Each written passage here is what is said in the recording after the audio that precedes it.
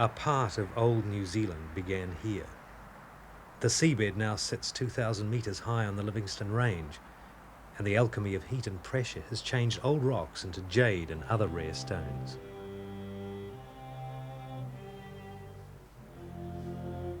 But Fiordland was shaped much later, during the Ice Age, when an ice dome formed over the massif of rock and glaciers gouged out its valleys.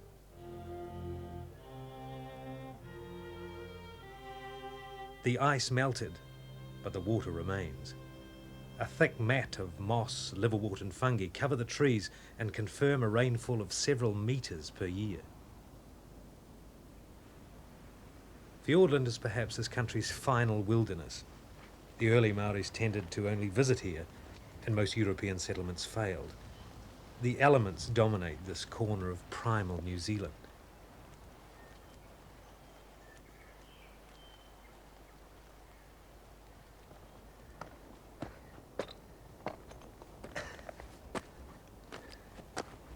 I've begun the final part of my journey, appropriately enough on a low pass called Key Summit, a key indeed to open the door to Fiordland and to separate New Zealand's present and its past.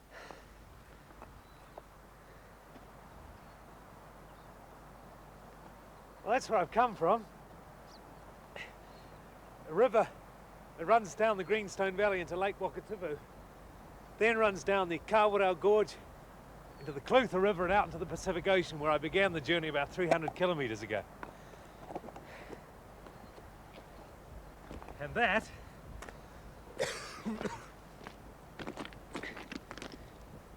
that's where I'm going. About 100 kilometres to go of mountain and forest, lake and fjord. Oh, the landscape of Fiordland, sculpted by the ice as it has been, has a real grandness about it. Oh, and there's the last little bit of the Ice Age up there on Mount Christina. That glacier there on that ice field is in the last stages of retreat. But in its small way, it's still sculpturing the land and chiseling out the rock.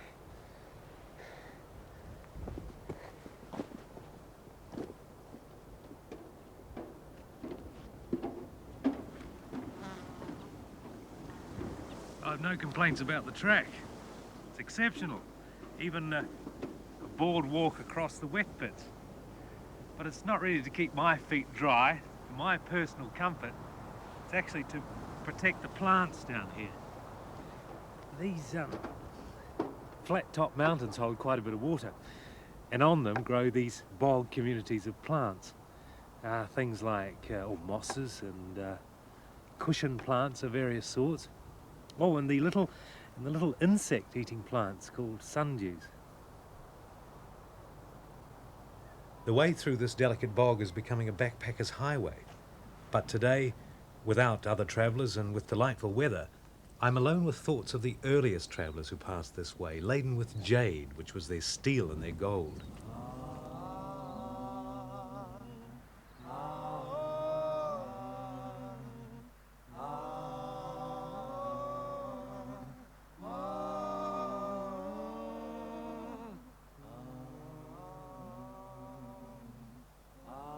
Up in the clouds there's Silver Beach, down near the river grows Red Beach.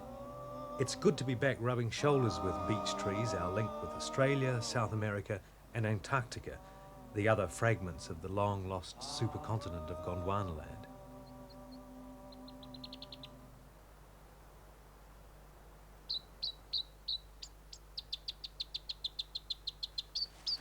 The robins are in good voice. Apart from them, the Eglinton Valley is surprisingly quiet. Haven't heard much from the fantails and tomtits either, their rowdy relations. Robins seem to be holding the fort at present.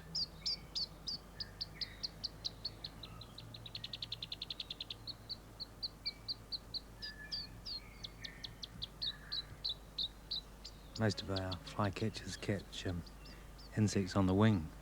The robin likes scurrying around the forest floor. Oh, sorry about that. Often does a little interesting bit of behaviour. Vibrates its foot. It's called foot trembling. This often sort of makes insects more active, and it's can detect their movement, and it's the way it catches its insects on the ground. Bristles around the base of the beak. It's another thing that the flycatchers have in common. And they're great songsters too. So if I'm to hear any of the other flycatchers in the forest today, it'll be through their song, not through actually seeing them. The forest had quite a different character when I was here in November. I'm surprised at the lack of noise and activity of the birds now. But then it was breeding time back then.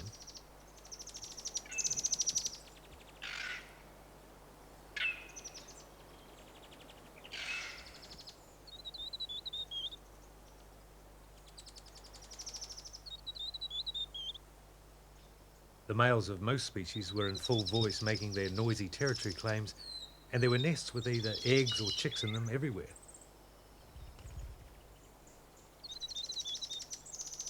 Breeding season in Fiordland is certainly a better prospect for the birdwatcher.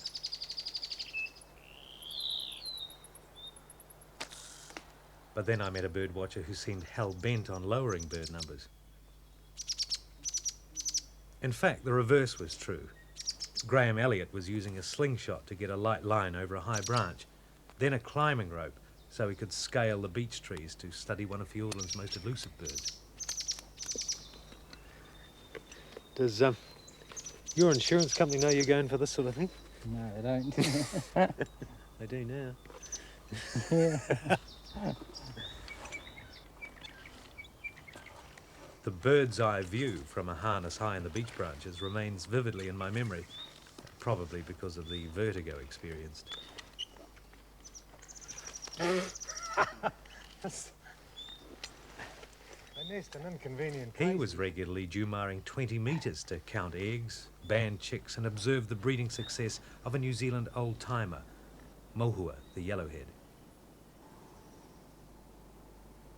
Yellowhead numbers in other parts of the South Island have fallen dramatically in the last few years.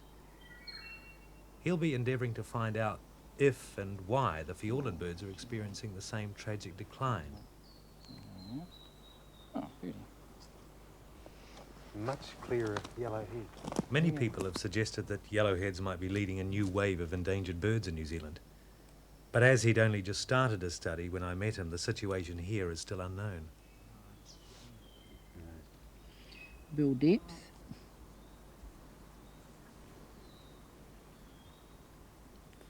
.6. I heard they use those tails as a bit of a spade to dig out the... Yeah, well, you can see on there the tails. They use the tail as a third leg, and when they're scratching on a trunk, they'll push that into the trunk like that, and the tail gets very braided. You can see those bristles sticking out there. Yes. The yellowhead's recent problems probably started with Europeans and the animals they brought. The birds have an enduring problem with the long-tailed cuckoo, which is a parasite by laying its eggs in some yellowhead nests. Instead of raising their own brood, the pair slaves away to feed one insatiable cuckoo chick. The long-tailed cuckoo chick should be fledged and well away on migration by now. And by the stillness of the forest, I think most of the resident birds have gone with them.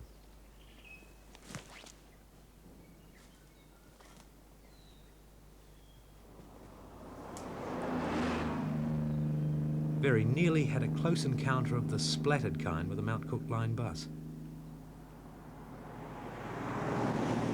I reached the Milford-Tiano Highway at afternoon rush hour as all the day trippers returned from Milford Fjord.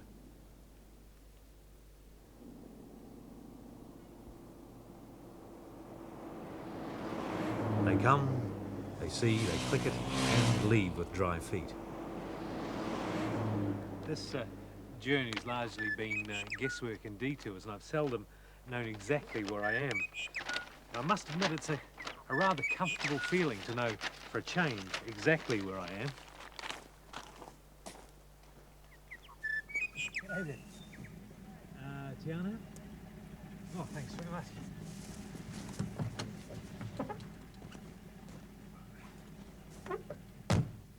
A detour south of the 45th parallel is necessary for the practical reasons of preparing for the rougher terrain and more difficult journey across the lake. It's something of a milestone. I've trodden my last stretch of tarmac. There's no more road after this.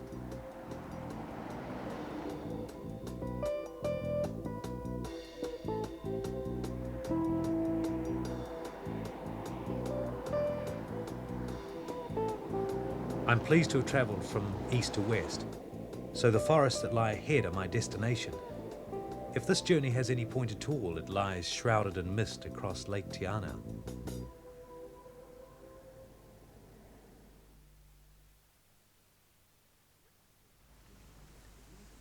The western shores of Fiordland are guarded by a beautiful reptile. Few of our lizards grow much larger than this dapper little skink. New Zealand was an isolated land where ancestors of birds like takahe grew large and flightless and grazed over most of its land area.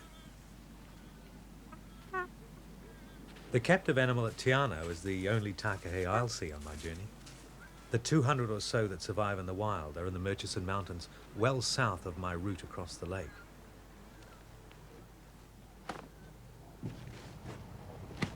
The mokihi has arrived, but the first reaction to it has hardly been favourable. Where's the boat? The park rangers give me an even chance of getting at least halfway across the lake on it. There's lots of little gaps. Oh, it's full of air cells, isn't it? See how they're blocked off? Each one's individual. It seems a very long time ago that I asked Tim Tamaihiro to build this mokihi.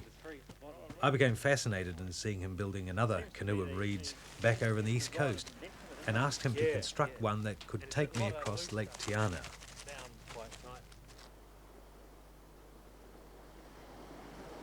I take great heart from knowing that mokihis were once used successfully and often by the southern Maoris, and only lost favour to European wooden boats. But it's probably over 100 years since one has sailed on this lake. I never actually thought it'd get to this. I thought it was just some story I made up, but here I am, I'm ready to go. With the trappings of modernity too, a good life jacket and a double-ended paddle. I don't think they've ever been used on a mokihi before. Oh well, this is it.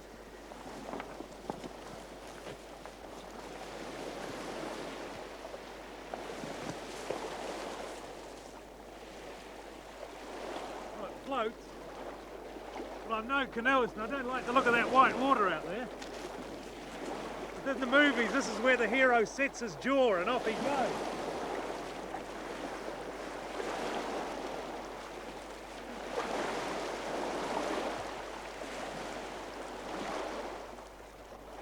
As the water was exceedingly cold, I was relieved that it floated. In fact, it floated a bit too well at first. It was like riding a cork until the ends of the reeds took in some water. But the wind had whipped up whitecaps beyond the bay, and it was reassuring to have the Fiordland park boat as escort.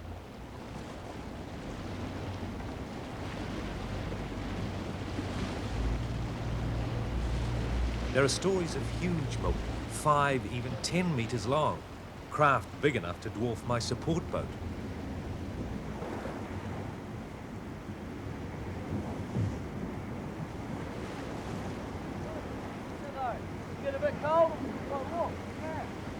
It became hard to know if I was paddling forward or being blown back. I'm grateful for the encouragement of Gilly Adams and tramping companion Brian Malone. Well, you look to be doing pretty well to me. It's fairly unstable to start off with, but once it took a bit of water on, it stabilised a lot. In fact, it's a bit more stable than your boat. Ian Ferguson would be proud of you, I'm sure.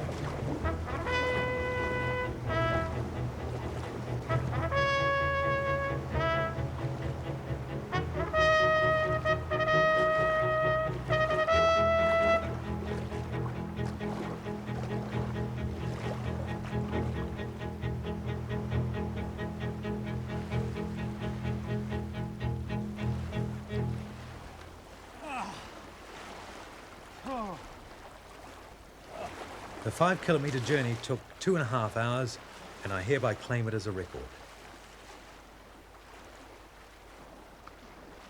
Oh. Well, it's a most worthy craft.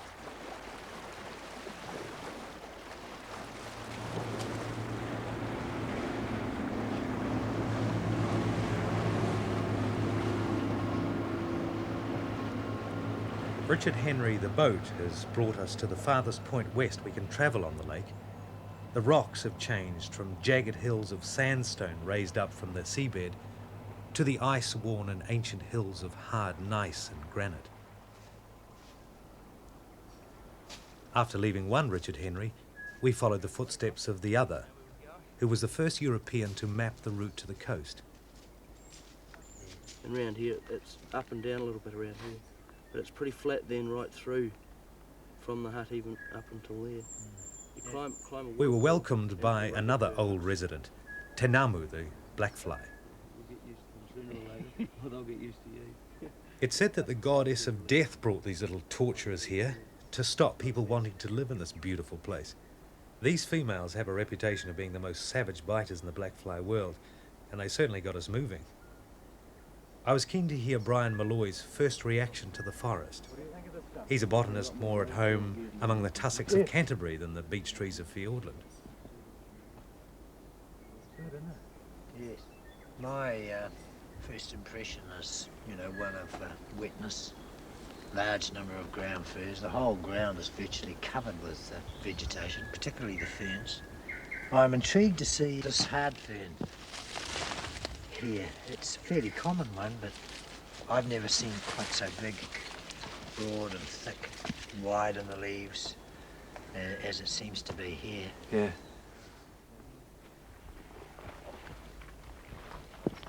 We wouldn't have had to walk the low hill to Hankinson if a retreating glacier hadn't paused there and dumped a moraine blocking the fjord.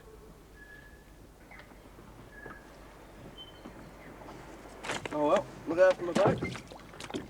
I'll look after yours. Thanks. This will probably be a wee bit quicker than the last trip, I think.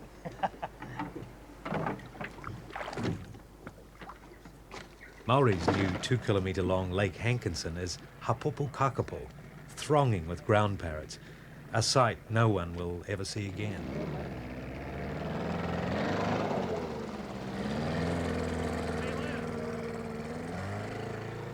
The valley walls of Hankinson became steeper and more confining.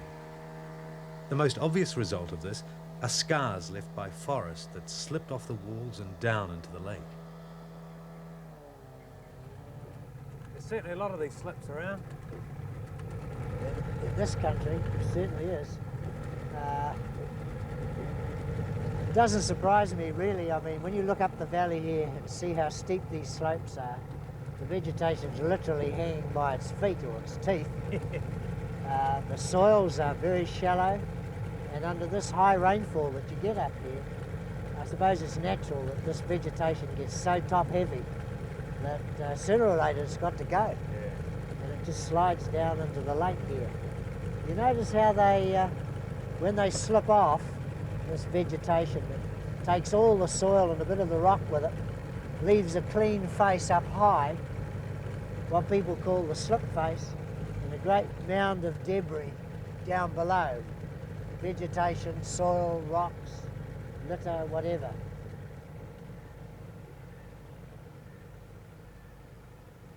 Plants like fern and wineberry had begun patch-up jobs on the debris of recent slips. Inviting a keen botanist like Brian Malloy to an area that's new to him has been most enjoyable. And I'm more than happy to just listen to his stories of the beech forest, which after all are much more part of New Zealand than All Blacks and inflation will ever be.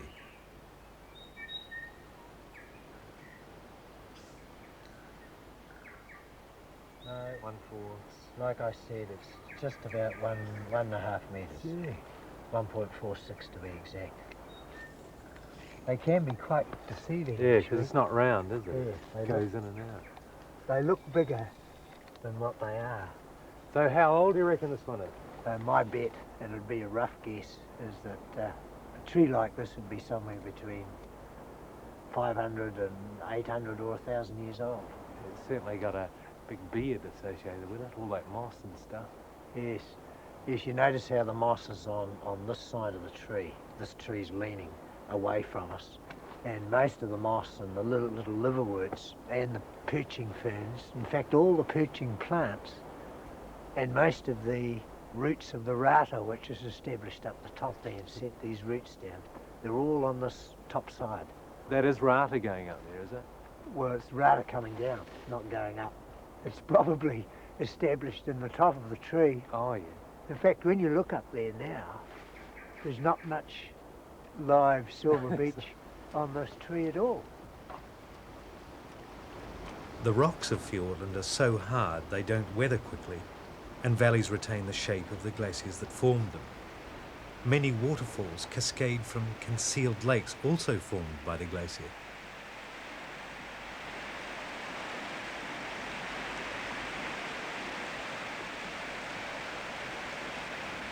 A glacial cirque lake lies in a steep-sided crucible of rock, and on the shore, where a little avalanche makes a jumble of rocks, is the unlikely home of one of our smallest birds.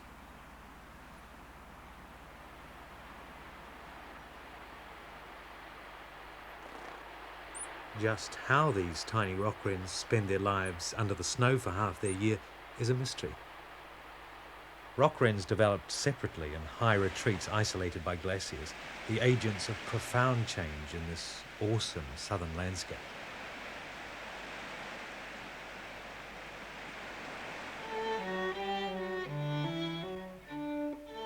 Richard Henry mapped this route to the sea in 1889.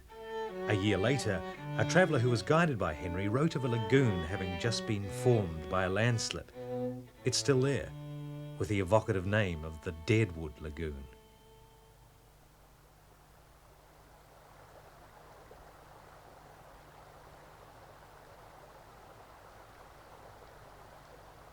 Miniature forests had established themselves on the rotting trunks of long-dead beech trees. These plants were making the most of a fertile, free-draining platform. Beyond the lagoon, poor soils permitted few species. Here's the pink pine, Peter. See it? Loaded up with fruit. Oh, yeah. I've been looking at this plant for quite a few years now, and this is the first time I've seen it in fruit for 7 years. So we're pretty lucky to see it. In fact, most people wouldn't see this plant in fruit at all. The miniature pink pine was an indicator of scungy soils, as Brian put it. This hard Fiordland rock might not make good soil, but it sure makes great hills. It was a 4-hour slog from the lagoon up to Henry's Saddle. Well, this looks like the end of the forest, Peter. Oh, yeah. Yeah, it could be the pass just up there. Still pretty stunted. Yeah. But we're now into some of the alpine things here, virtually, even though we're pretty low altitude. Lots of the silmisias, the mountain daisies. Just below the saddle, the forest became a flower garden.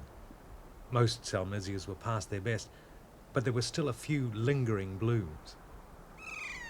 An hour or so was spent beside the tarn on top of the saddle, looking at plants either suited to the wetness of the lake or to the height and attendant cold of a mountain pass.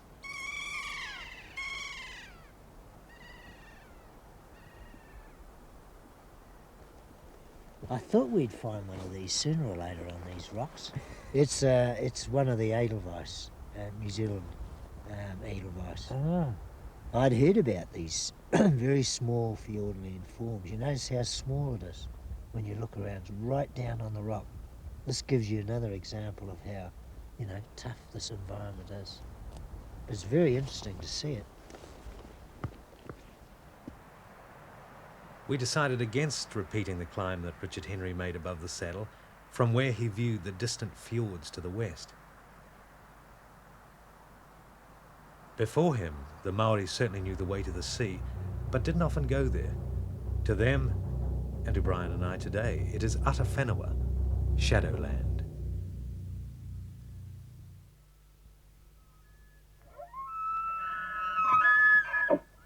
In 1910, the hills between the saddle and the sea became the new home for 18 wapiti, or elk, a gift from American President Roosevelt. As the herd built up, hunters bagged some enormous trophy heads. Wapiti have browsed over 3 million hectares of Fiordland National Park, and so are frowned upon as noxious animals. A few purebred wapiti were captured and have become the national herd. They now browse behind fences, rather like refugees awaiting a political decision as to their future. We'd heard the occasional roar of deer in the evenings, but hardly saw any evidence of deer or wapiti on our journey. I've got a crop of them, don't you worry about that. Ah, that's the first deer footprint I've seen all day. There can't be another many of one. them around. Otherwise we'd see a lot more of this. Yeah. And looking around here, quite a lot of palatable shrubs still here. Broadleaf, three-finger, and the hen and chicken fern, silver beech seedlings. They'd clean that up pretty smartly if there was any numbers here. Yeah. And a lot of these small coposmas too. So you certainly don't get the impression there's any, severe deer browsing. Smell that one. What does that remind you of? It's a bit overpowering, isn't it? It's pretty strong, all right. Yeah. Are these its roots? Yes, roots or runners or rhizomes, whatever you like to call it. This is the way the plant attaches itself to these logs or branches. And it's through this system here of spongy roots or runners that the plant sucks up the water from the atmosphere or from the stem and the food from the bark or rotting bark of that tree. Custard and liniment. Is that what you reckon it is? No, that's doing the plant an injustice, Peter. Now here's another one too. This bamboo-like thing, which has flowered long ago. That's flowered in the another spring. perching orchid there. Yes, yeah. This is the dendrobium. The autumn-blooming orchid Irina is profusing beside the track. Native orchids are one of Brian's many interests, so the descent was very slow. After a damp 8 hours, I hoped fervently that the gentler tumble of the Stillwater River meant we were getting closer to the sea.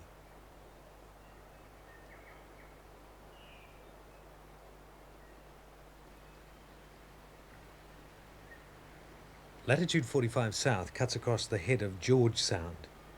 We've arrived at the sea, but we're still a long fjord away from the coast. These fjords have been described as one long solitude.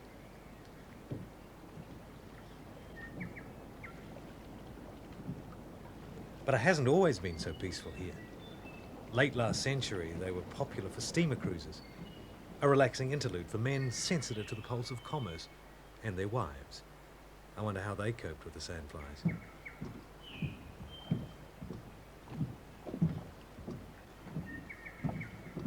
Behind gloves, veils and insect repellent, they went on nature rambles and staged regattas here in George Sound, followed by picnicking, and afterwards the regatta ball was held aboard the steamer Atawhenua.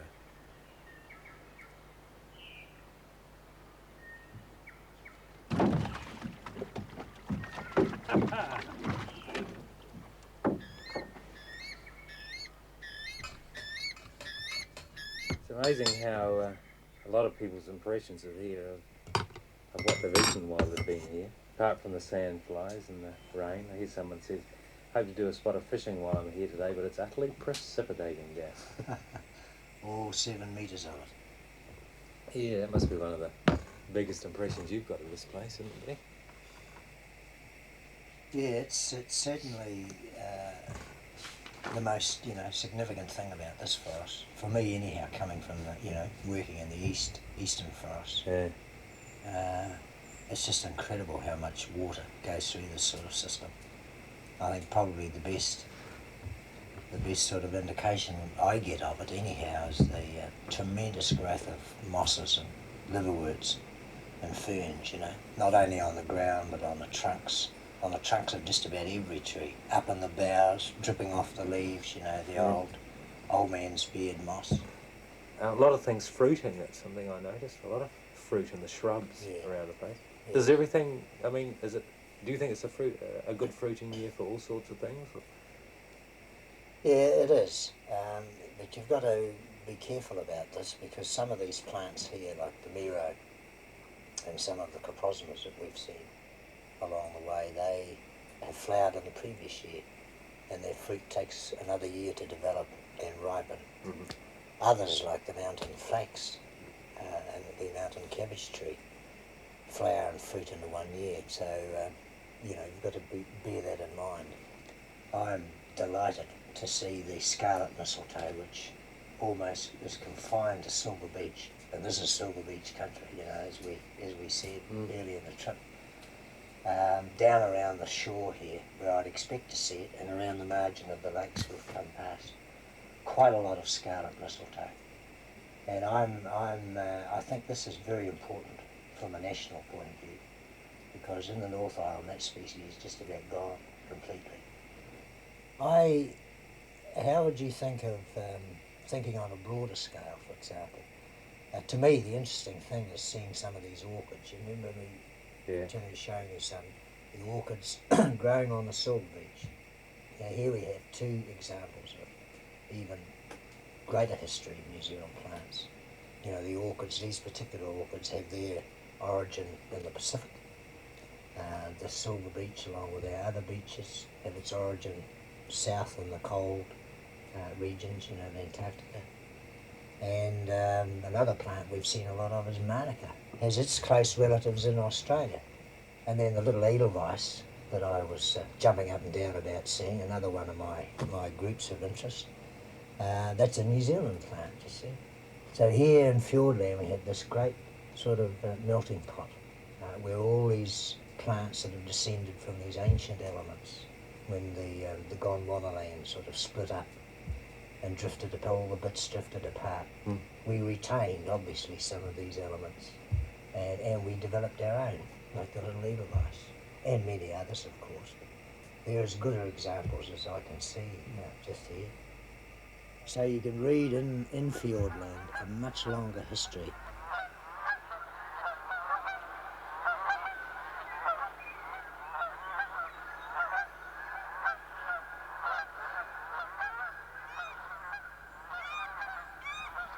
See the big log? Beech forests have grown on this bit sometime? Oh, I doubt it. I think this is more likely to have been washed down the stream in a flood.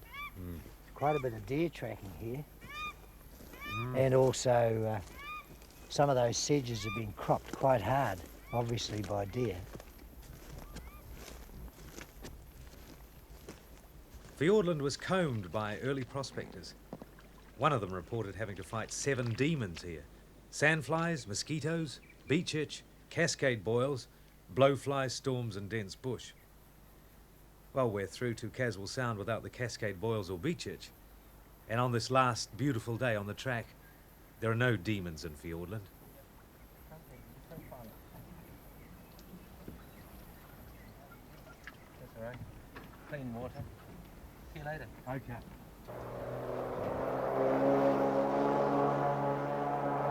The float plane finally located us, and by now Brian will be home in Christchurch. I, however, am still some way from journey's end and a hot bath.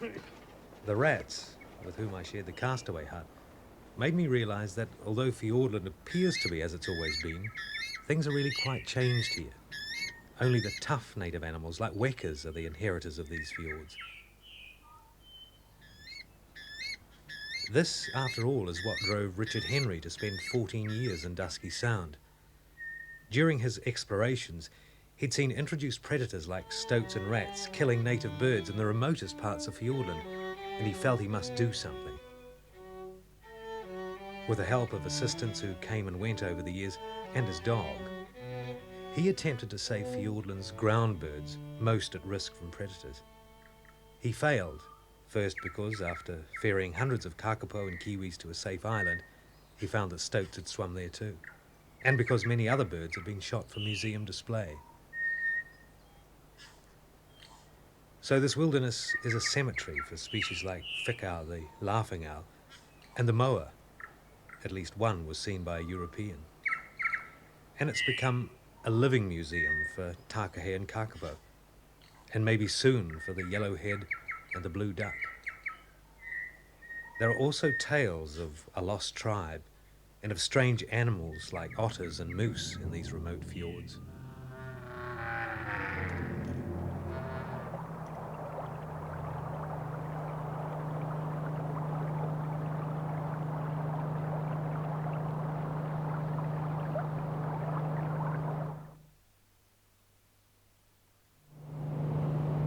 The final 10 kilometres of my journey down Caswell Sound is in comfort aboard the park vessel Renown, skipper Lance Shaw. It's probably soft because I've actually lost the sounding at 260 fathoms, which incidentally is deeper than it shows on the chart, but it's just run right off there onto soft bottom probably because now I'm not getting an echo at all.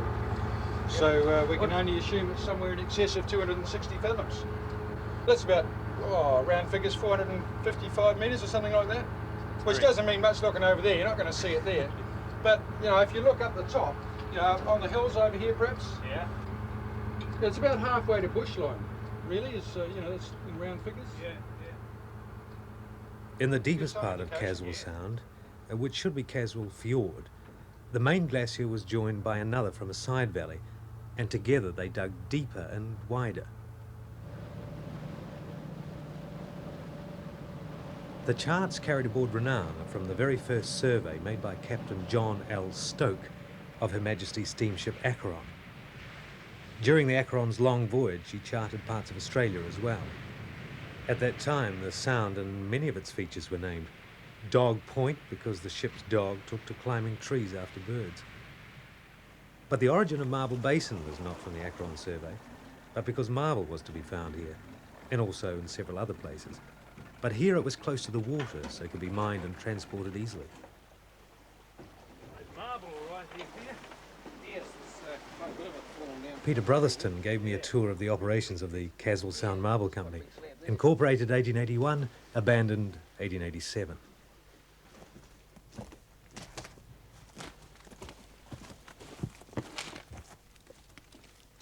The problem was not so much Fiordland. By the look of the camp, the workers were more than adequately housed and provided for. The problem rather seems to have been with the marble itself. It's pretty fragmented looking marble here, isn't it, Pete? Yeah, that's pretty crumbly. It's probably why they went higher up above this for the real quarry, because it's probably a better quality rock. The prospect had been promising, the samples of good quality. But once they tried to extract commercial quantities, they found it had too many fractures, and no Caswell Sound marble ever left the landscape in which it was formed.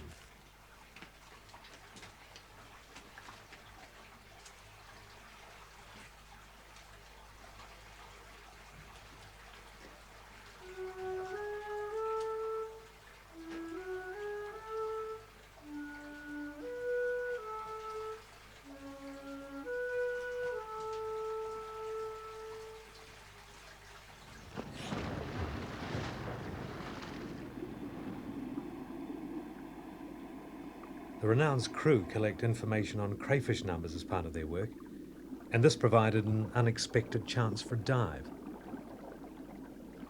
Near the entrance to the fjord, the bottom becomes much shallower. This was the end of the glacier's icy dominion, where its power to dig out vast quantities of rock was lost.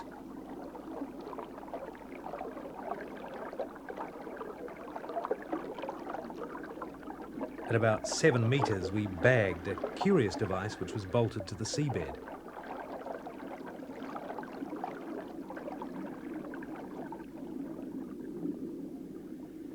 Once aboard and debagged, these objects reveal themselves to be a series of parallel plates which attract the small fish that normally lurk under rocks or in crevices.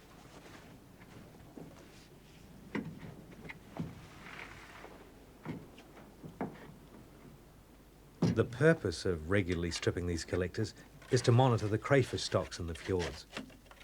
Among the species to emerge was the juvenile cray, 25 millimeters long and just out of its larval stage.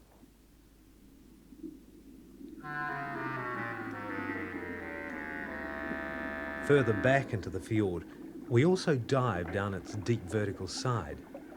At first, ascending through a freshwater layer stained the colour of tea without milk. Fiordland rain flowing off the peaty hills produces this layer. 3 meters below, the seawater was warm and clear. Clinging to walls of ancient rock were one of the most primitive creatures in the world. White sea urchins fed among brachiopods, whose shells are similar to those found in 500 million year old fossil beds. The prickly jock stewards, or sea perch, were our guides to this clear and strange underworld. The gloom above is possibly why species like the circular sawshell, which normally live in deeper water, feed just 4 meters from the surface. Another influence on sea life is the warm Tasman current, which bathes the coast. Eclonia weed and several fish species found here would normally find water at latitude 45 far too cold. The fjords must be the least changed of any environment in New Zealand, above or below water. Apart from cray and power fishing, the coast is untouched. But for how long, as it's not protected in the national park?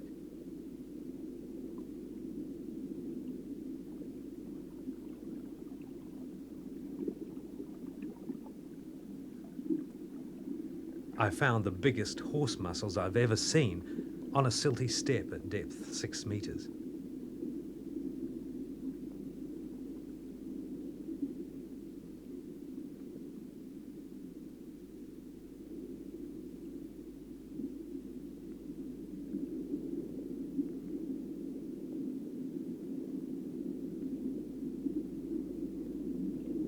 But the most special effect here is produced by the murky layer of fresh water at the surface.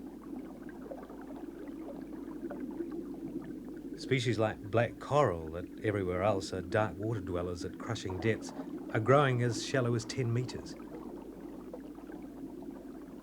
And snake stars curled in the branches of these beautiful tree corals. I naturally expected black coral to be black as per label, but it seems to be covered with a white skin, and the feeding polyps are white too.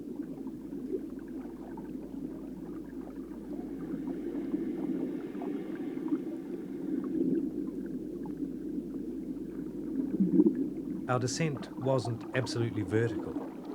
There were a couple of narrow steps, and here we encountered other dwellers from black depths, some at their shallowest anywhere in the world.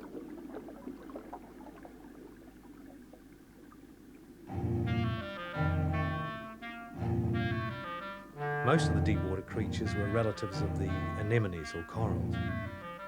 In Fiordland, zoanthus grow directly on the rock rather than on top of someone else, and like their relatives take food from the moving water.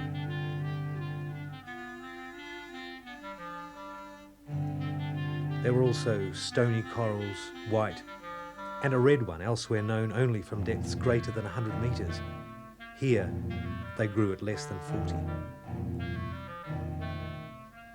But the highlight of the dive was meeting a creature that defies definition. When I touched the sea pen, it withdrew like one animal with a nervous system. Yet in its branches live a colony of smaller creatures, the feeding polyps. These colony individuals, called sea pens, were dipped in a sandy ledge at our maximum depth of 40 meters, 1/4 of the way to the bottom.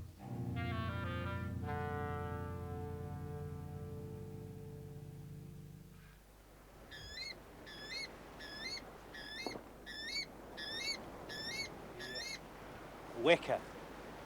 I was wondering what animal was going to be keeping me company on this last part of the journey besides the black flies. I thought it might have been the little Fiordland skink which scurries around the beaches on the far west coast, but if the weka's on the island, it's probably unlikely that the little skinks are here. There are possibly other animals. The Maoris used to call this island Pi Karoro, the nestling gull, so it's obviously a gull colony in the springtime. Styles Island at the entrance to Caswell Sound is my last landfall and also my destination.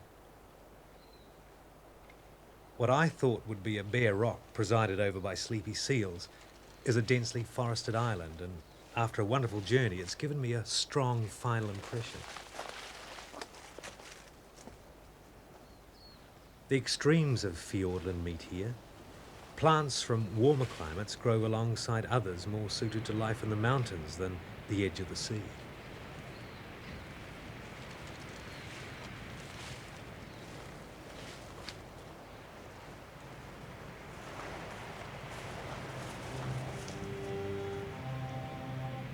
The great glacier that carved out Caswell Sound ended its journey near Styles Island.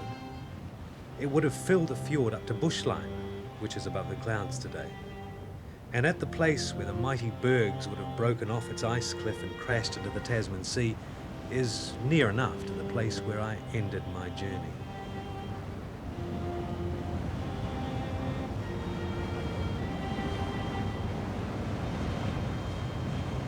Well, made it. Quite an achievement. Yeah, I started over on the Pacific Ocean with an easterly pulling the pace. Now over at the Tasman, I'm getting a westerly blowing the spray into my face. Oh, it's quite a moment. Fiordland has shown me all its moods, and today it's given us a sunset. In due tribute, I'm sure, to my journey across latitude 45 from east to west, from sunrise to sunset. Well, that's exactly where the Latitude 45 line leaves New Zealand. Those cliffs over there is too rugged for us to land. What a shame. But then, the line that divides the world into quarters passes across the Southern Ocean, and the only other landmass it touches is the heel of South America. That'll be a nice trip one day. But on the other hand, latitude 45 north passes through Europe, Asia, Japan, North America and Canada. Now there's a thought. You're the one I long for love. The time is right and I had to go. Sometimes they call you and you can't say no. And every mile I saw your face. Now you're the one I'm dreaming of.